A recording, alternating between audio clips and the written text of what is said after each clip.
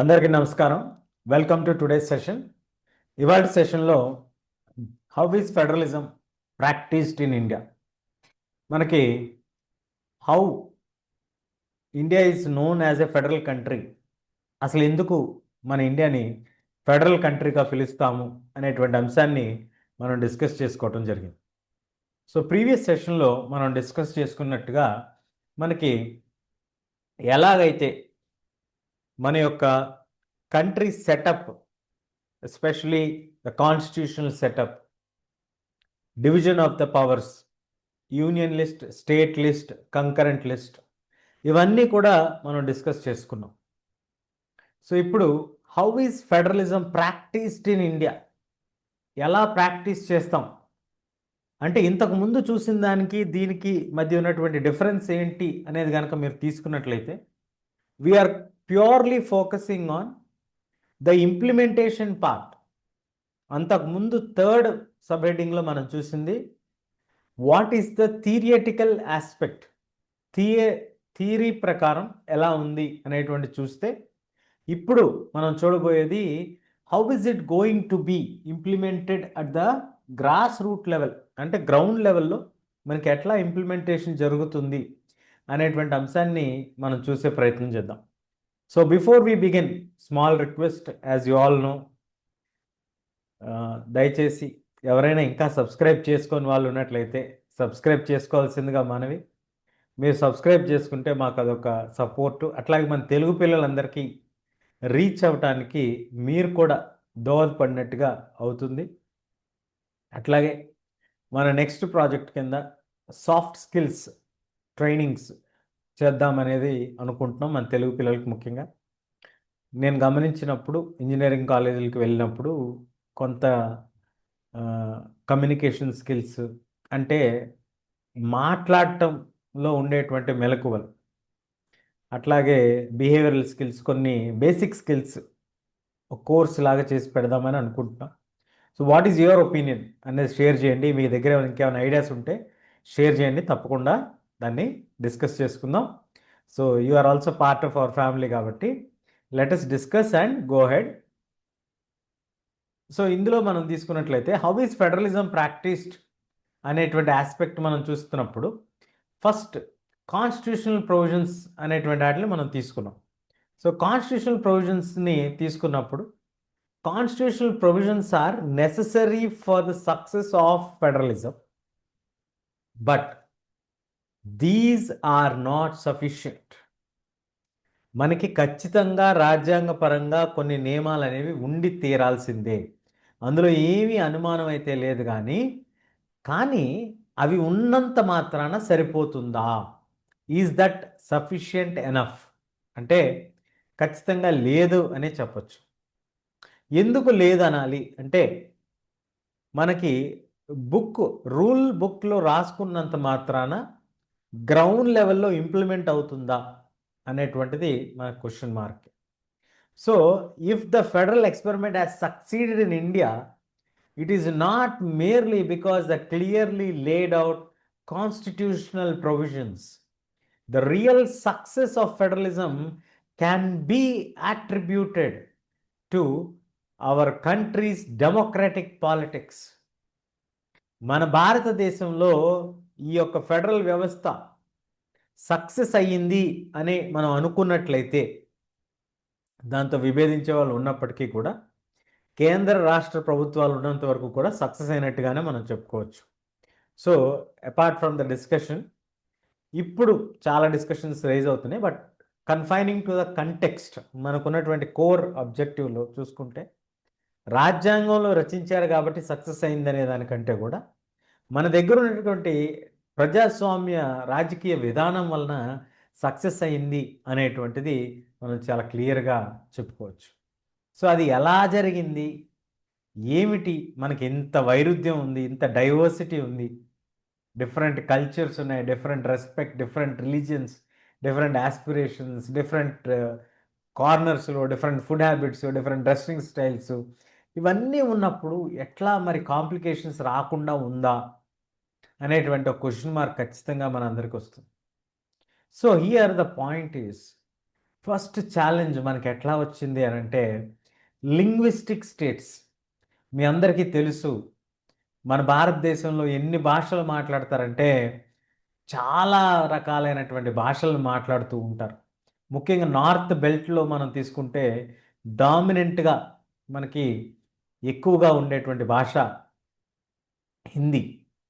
అట్లాగే మీరు సౌత్కి వచ్చేపాటికి కొన్ని స్టేట్స్లో మనకి డిఫరెంట్ లాంగ్వేజెస్, తమిళ్, తెలుగు, కన్నడ, మలయాళం ఇట్లాంటి లాంగ్వేజెస్ ఉన్నాయి dominant, very strong foot hold ఉన్నటువంటి స్టేట్స్, ఆ భాష పరంగా ఏర్పడినటువంటి రాష్ట్రాలు.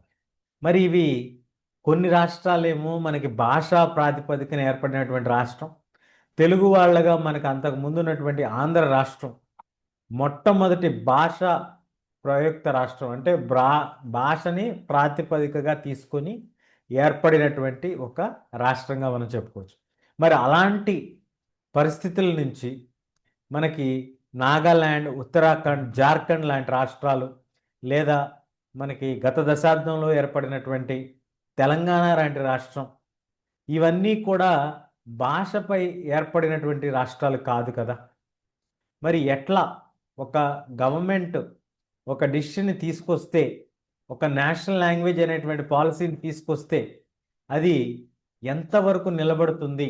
ఎందుకంటే ఒక ప్రాంతంలో ఉన్నటువంటి భాష మరొక ప్రాంతంలో లేదు. ఒక ప్రాంతంలో బాగా నానుడిలో ఉన్నటువంటి భాషకే అనేకమైనటువంటి మాండలికాలు, స్లాంగ్స్ అంటాం కదా, ఆ స్లాంగ్స్ మనకు కనిపిస్తూ ఉంటాయి. So when we have the same language spoken in different versions, how is it that going to be a good idea to bring a one language policy in the nation?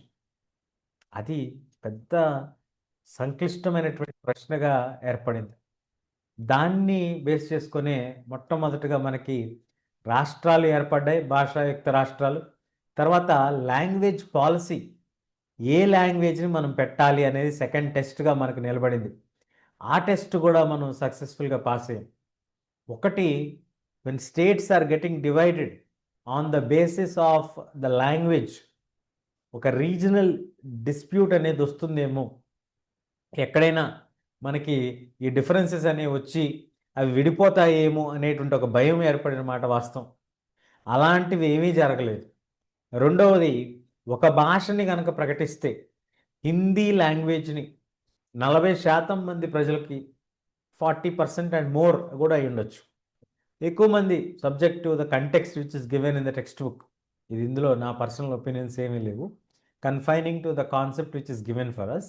So ఇందులో మనం చూసుకుంటే మరి 40% వరకు మాట్లాడేటువంటి భాషని జాతీయ భాషగా ప్రకటిద్దామా అని అంటే మరి మిగతా భాషల పరిస్థితి ఏంటి అంటే దానికి వ్యతిరేకంగా మనకి ఉద్యమాలు నడిచినటువంటి సందర్భాలు ఉన్నాయి, కొన్ని రాష్ట్రాలు వ్యతిరేకించినటువంటి సందర్భాలు ఉన్నాయి 1960వ దశకంలో. మరి అలాంటప్పుడు ఆ సమస్యను మనం ఎట్లా దాటాం?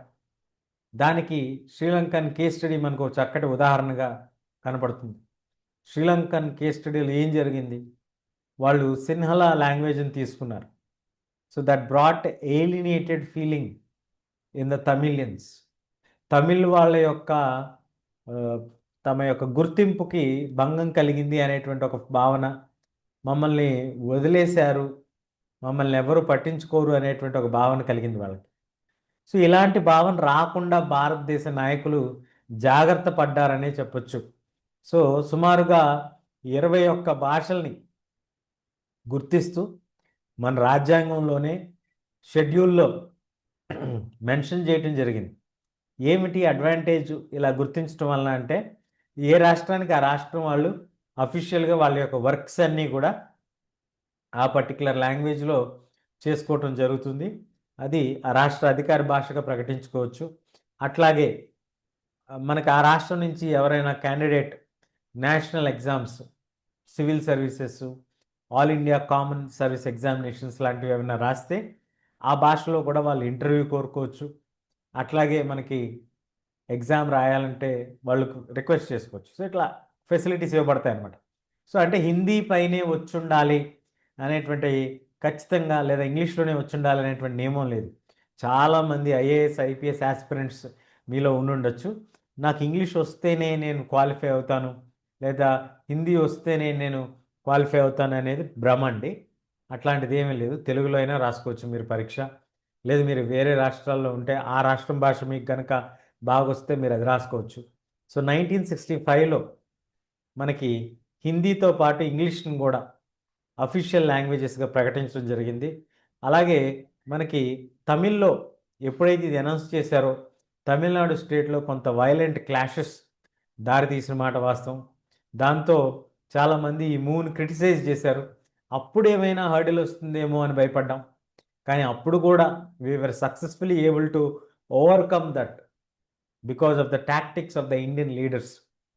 మన ఇండియన్ పాలిటిక్స్ బ్యూటీ అదే అనమాట. Every challenge we are able to overcome it. అట్లాగే మరి సెంటర్ స్టేట్ రిలేషన్స్ మనం తీసుకున్నట్లయితే restructuring of the centre state relations మనకి రూలింగ్ పార్టీస్ దాదాపుగా ఒక 15-20 ఇయర్స్ పాటు ఒకే పార్టీకి చెందినటువంటి గవర్నమెంట్స్ అటు సెంట్రల్లోనూ ఇటు స్టేట్లోనూ రన్ అవుతూ వచ్చాయి. కాబట్టి పెద్దగా స్టేట్స్కి అటానమీ గురించి ఎవరు మాట్లాడినటువంటి సందర్భాలు పెద్ద కనిపించవు. ఎక్కడో తమిళనాడులోనో లేకపోతే కేరళలోనో మాట్లాడటం తప్ప. కానీ ఎప్పుడైతే రైవల్ పార్టీస్ లేదా opposite parties, the parties which are in power in central government and the state government are different, in such cases or such scenarios, it caused a severe tensions between the center and the state relations. అలాంటప్పుడు చాలా తీవ్రమైనటువంటి పరిస్థితి ఏర్పడిన మాట వాస్తవం. గవర్నర్ని ఉపయోగించి ఆ యొక్క గవర్నమెంట్స్ని బర్తరఫ్ చేయించడం అంటే సస్పెండ్ చేయించడం, అట్లాగే ఆ గవర్నర్ ద్వారా కొంత డిస్టర్బెన్స్ క్రియేట్ చేసే ప్రయత్నాలు చేయటం మన తెలుగు రాష్ట్రంలో కూడా జరిగిందండి. మనకి చాలా ప్రముఖమైనటువంటి మహానటులైనటువంటి శ్రీ నందమూరి తారక రామారావు గారు ముఖ్యమంత్రిగా ఉన్నప్పుడు కూడా ఇలాంటి ఒక ప్రయత్నం జరిగింది అని మనకి చరిత్రలో చెప్తూ ఉంటారు. కాబట్టి ఇలాంటి కొన్ని సిట్యువేషన్స్ మనకు గుర్తుకొస్తూ ఉంటాయి. కానీ 1990s తర్వాత the period saw the rise of regional parties in many states. చాలా ప్రాంతాల్లో ప్రాంతీయ పార్టీలు అధికారంలోకి రావటం గమనించవచ్చు. దాంతో రాష్ట్ర ప్రభుత్వాలతో సత్సంబంధాలు ఏర్పరచుకోవాల్సినటువంటి ఒక పరిస్థితి కేంద్ర ప్రభుత్వానికి ఏర్పడింది. కేంద్రంలో ప్రభుత్వం ఏర్పడాలంటే ఈ చిన్న చిన్న పార్టీల యొక్క సహకారం అవసరం ఏర్పడింది. ఇప్పుడు ప్రస్తుతం మనకున్నటువంటి ప్రభుత్వం కూడా ఒక స్థానికంగా ఉండేటువంటి చిన్న పార్టీల సహాయంతోనే నడుస్తుంది. ఇలాంటి ప్రభుత్వాలన్నింటినీ కూడా మనం కోయిలేషన్ గవర్నమెంట్స్ అంటాం. అంటే 1 or 2 parties join together as an alliance and form government at the centre. లోక్సభలో వచ్చినటువంటి సీట్లను బట్టి వాళ్ళు అలయన్స్గా ఫామ్ అవుతారు. మనకి తెలుసు కదా, మ్యాజిక్ ఫిగర్ అంటే half mark number of seats మనకి ఫేవరబుల్గా ఉంటేనే we can hold the power. మన ఇండియాలో మ్యాజిక్ ఫిగర్ వచ్చి 272, 543 డివైడెడ్ బై 2, 272 సీట్స్ ఉంటే మనకి గవర్నమెంట్ని ఫామ్ చేసుకోవచ్చు. సో ఎప్పుడైతే ఈ కోయిలేషన్ పాలిటిక్స్ వచ్చాయో, ఈ రీజనల్ పార్టీస్ యొక్క పవర్ పెరిగిందో, ఇలా ఉన్నటువంటి సిట్యుయేషన్ అలా మారి ఇప్పుడు గవర్నమెంట్ అనేది with the support of other పార్టీస్తోని ఏర్పడటం అనేది మనం గమనించవచ్చు. So this is a tremendous shift which happened in the system. So this led to a new culture. ఒక కొత్త కల్చర్కి, ఒక కొత్త ఒరవడికి ఇది దారితీసింది. It led to the autonomy of the state governments. This trend was supported by major judgments of the supreme court that made it difficult for the central government to dismiss the state governments in an arbitrary manner. కేంద్ర ప్రభుత్వం తన యొక్క అధికార విచక్షణ అధికారాలు అంటారు, అంటే discretionary powers అంటాం. గవర్నర్ ద్వారా కొన్ని కార్యక్రమాలు చేపట్టి కొంత రాష్ట్రాలను ఇసుకిచ్చేటువంటి ప్రయత్నం చేయటం, రాష్ట్ర ప్రభుత్వాలను ఇబ్బంది పెట్టేటువంటి ప్రయత్నాలు చేయటం, ఇవన్నీ కుదరదు, ఇట్లాంటివి చేయకూడదు అని కొన్ని సుప్రీంకోర్టు జడ్జిమెంట్స్ కూడా స్ట్రాంగ్గా మెసేజ్ ఇవ్వటం, అట్లాగే ఎప్పుడు పడితే అప్పుడు స్టేట్ గవర్నమెంట్ని డిస్మిస్ చేయటం అనేటువంటిది కూడా లేదు. They have to go through proper process. ఎలక్షన్స్లో గెలిచినటువంటి ప్రభుత్వమే అధికారంలో ఉంటుంది అనేటువంటి కొన్ని రూలింగ్స్ సుప్రీంకోర్టు కూడా ఇవ్వటంతో అవి రీజనల్ పార్టీస్కి బలాన్ని చేకూర్చాయి. So the federal power sharing is more effective today than it was in the early years after the constitution came into force. సో ఈరోజు మనం కనుక తీసుకున్నట్లయితే వాస్తవానికి రాజ్యాంగం రచించినప్పుడు కంటే కూడా ఈరోజు రీజనల్ పవర్స్కి రియల్ పవర్, రియల్ సే ఉందనేది అయితే మనం క్లియర్గా చెప్పుకోవచ్చు. మరి ఈరోజు మనం డిస్కస్ చేసుకున్నటువంటి ఛాలెంజెస్ ఏమిటి అని అంటే, రియలిస్టిక్ ఆర్ గ్రౌండ్ లెవెల్ రియాలిటీలో లింగ్విస్టిక్ స్టేట్స్, భాషా ప్రాతిపదికన ఏర్పడినటువంటి రాష్ట్రాలు ఏర్పడేటువంటి క్రమంలో వాళ్ళు భారతదేశం నుంచి విడిపోతారేమో అనేటువంటి ఒక భయాన్ని మనకు కలిగిన మాట వాస్తవం. అట్లాగే మరి ఏ భాషని మనం పెట్టుకోవాలి అని ఒక క్వశ్చన్ వచ్చినప్పుడు 40% ఆఫ్ పీపుల్ స్పీక్ హిందీ కాబట్టి Hindi can be considered as a national language అన్నప్పుడు it spark intense violent clashes in the south. కాబట్టి to neutralise that they have brought English and Hindi as official languages, including 21 other languages scheduled in article of the Indian constitution. అట్లాగే మనకి తర్వాత వచ్చిన major challenge, how are the relations between the central and the state governments? When there were same parties in power, there was no much disturbance which was visible outside. But when it happened that two opposite parties came to power at two different places, then the conflicts rose sharper, and they were evidently seen during the 1970s, 80s, and even till late 80s. But in 1990s, a new trend has come up, which made the regional parties as the torch bearers of power. If any national party would like to continue in power, they need the support of the regional parties. So that's where the coalition era began.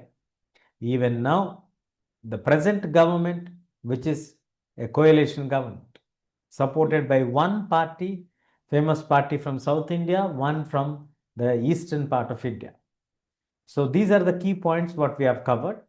Now let's move ahead to the last section of this chapter, that is decentralization. So let's go ahead. Let me share my screen. So as we move ahead, you can see the languages which are spoken here. Different languages మాట్లాడుతున్న వాళ్ళు ఎంతమంది ఉన్నారు, ఎంత percentage ఉన్నారు అనేది మనకు క్లియర్గా ఇక్కడ ఇవ్వటం జరిగింది. సో అట్లాగే మరి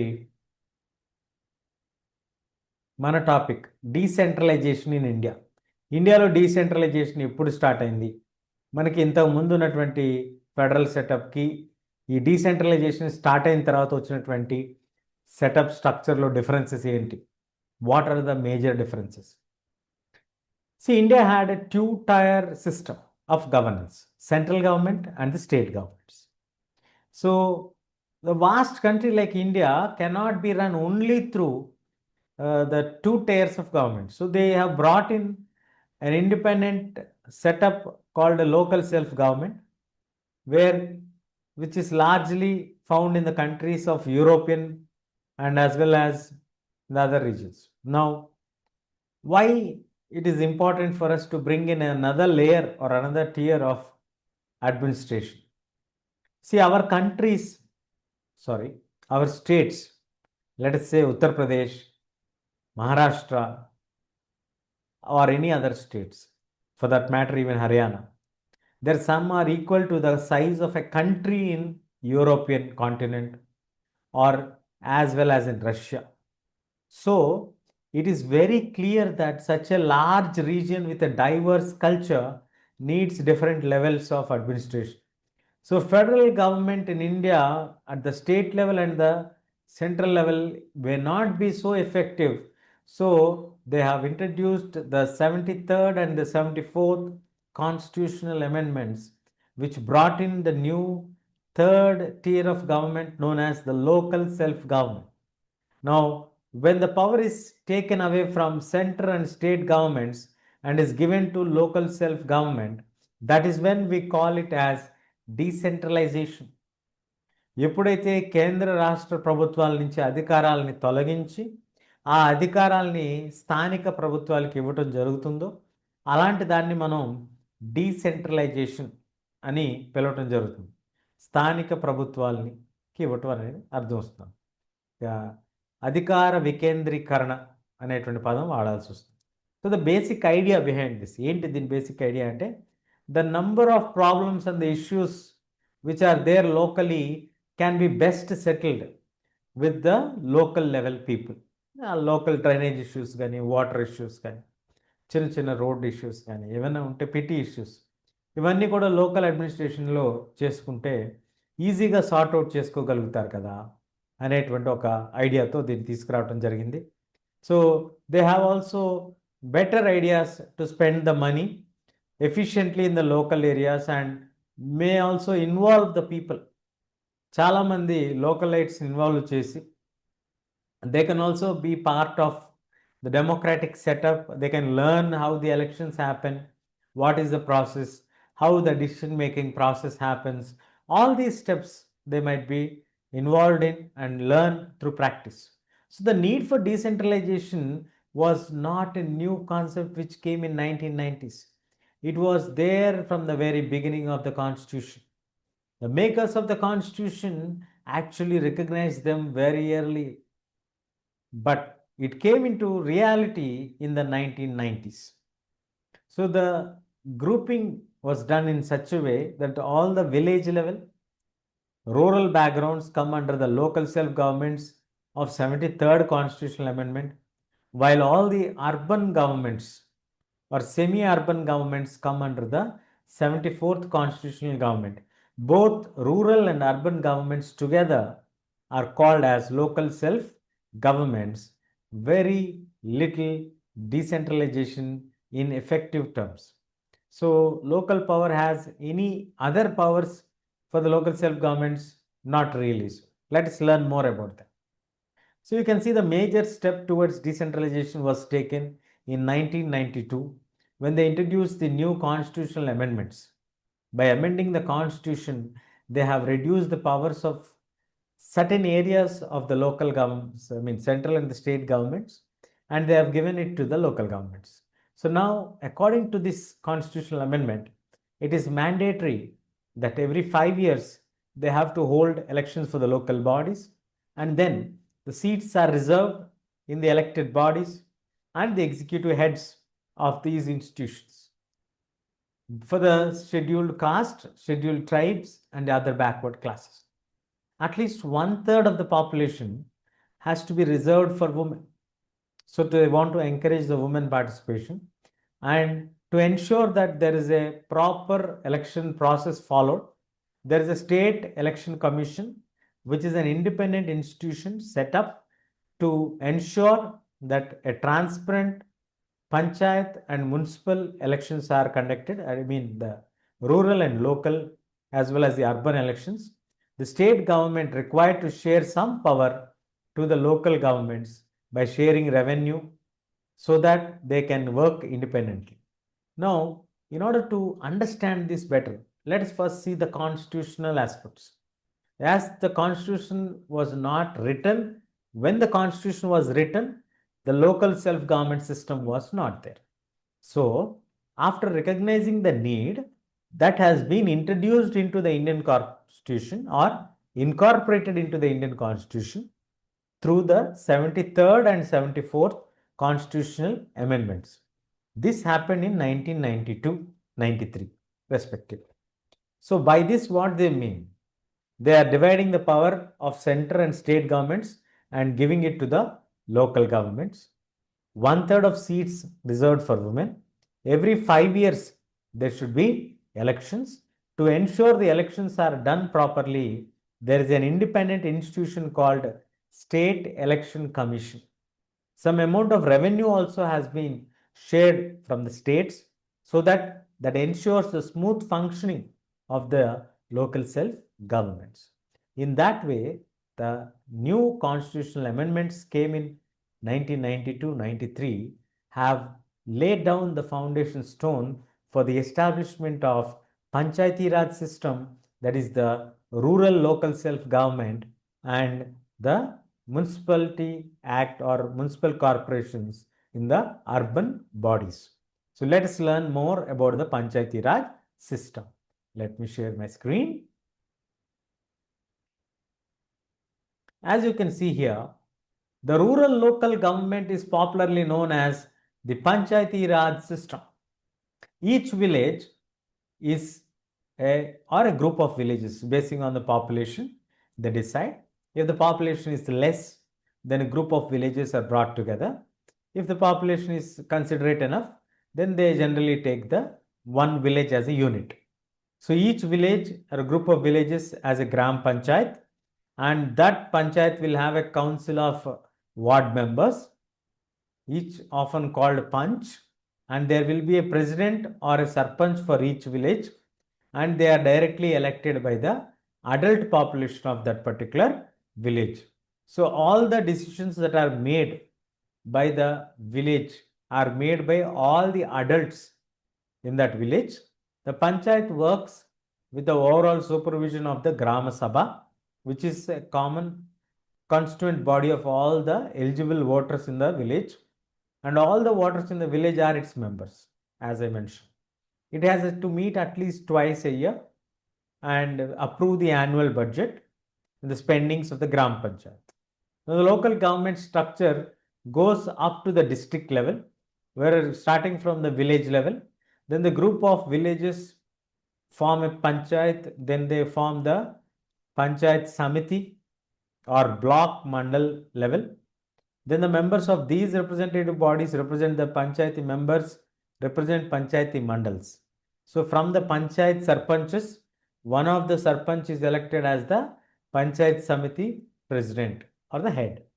And from there we have the district level body, Jilla Parishad, where in the Jilla Parishad level, you get that district MLAs, MPs involved in it as ex officio members for all the Jilla Parishad meetings, and they will also have Jilla Parishad chairperson, who is also elected by its members. Now similarly, the urban local body. Now in the urban areas where the population is more than 10 lakhs to 1 crore, there are different categorizations starting from towns, cities, metros, cosmopolitan, metropolitan, such as. So these municipalities were set up in towns, whereas municipal corporations were set up in the cities, and we have representatives for both. For municipal corporations, we have municipal chairperson. The municipalities have municipal chairperson, and the municipal corporations have the mayor as the head of the system. And they have a way of working together and collaboratively with the existing state government, because the MLAs, the MPs act as a link between the state as well as the union government. If necessary, report the issues. Now, let us see how effectively the local self-governments have worked in other parts of the world. If you see clearly here, we can see that a city called Porto Alegre in Brazil has shown a significant way how a local government can work. You can see here the experiment of combining decentralization with participative democracy. The city has set up a parallel organization operating alongside the municipal council, enabling the local inhabitants to take real decisions. There are nearly 13 lakh people, so huge population, making the budget for their own city. And the city is divided into many sectors called wards. And each sector has a meeting like that of the Grama Sabha, in which anyone living in that area can participate. Now, there are some meetings to discuss the issues of the entire city, while any citizen of the city can participate in those meetings. So now they are involving everyone at every level to discuss and finalize the budget of the city. The proposals are put forward to the municipality that takes a final decision. Now, about 20,000 people have participated in the decision making process every year. Now, this method ensures that the money cannot be spent only for the benefit of the colonies, but also for the poor people. Now, buses run even in the poor colonies, and builders cannot evict the slum dwellers without resettling them in a proper place. In the similar way, we have an experiment taken place in some areas, even in our country, a state called Kerala, where the local governments play a crucial role. They have a targeted goals for the family oriented, what the benefits they need, and they have recently declared that they have fought the poverty, and they have declared that they have defeated the poverty. So if you are more interested in that, you can definitely learn more about it. It's latest trending news. Poverty is being defeated in Kerala. You can search it. The new local government system is really a vast and a huge experiment in India when compared to other countries. Why do we say this? Because in India, we have a huge advantage of having large number of villages together. And when this experiment was conducted, it was not a small experiment. We have around 36 lakh elected representatives, and many big cities were divided into municipal corporations, municipalities, local governments, to ensure that people enthusiastically participate in regular discussions, conducting of elections. And many state governments have not only transferred the significant powers, but they have also shared the adequate resources which are needed to make it run effectively. So, this experiment has been proven very effective even in India. Of course, there are still yet questions to be answered how effective they are at the ground level, but it leaves a larger scope for improvement in that way. But starting to say that the third level of government existed, అంటే ఒక మూడవ వ్యవస్థ, మూడవ layer అనేటువంటి దాన్ని తీసుకొచ్చి ఆ లేయర్ని ప్రజలందరికీ అర్థమయ్యేలా తీసుకొచ్చి దాన్ని ఒక 3 దశాబ్దాలుగా నడుపుకుంటూ తీసుకురావటం అనేది చిన్న పని అయితే ఏం కాదు మన భారతదేశం లాంటి సువిశాలమైనటువంటి ప్రదేశంలో.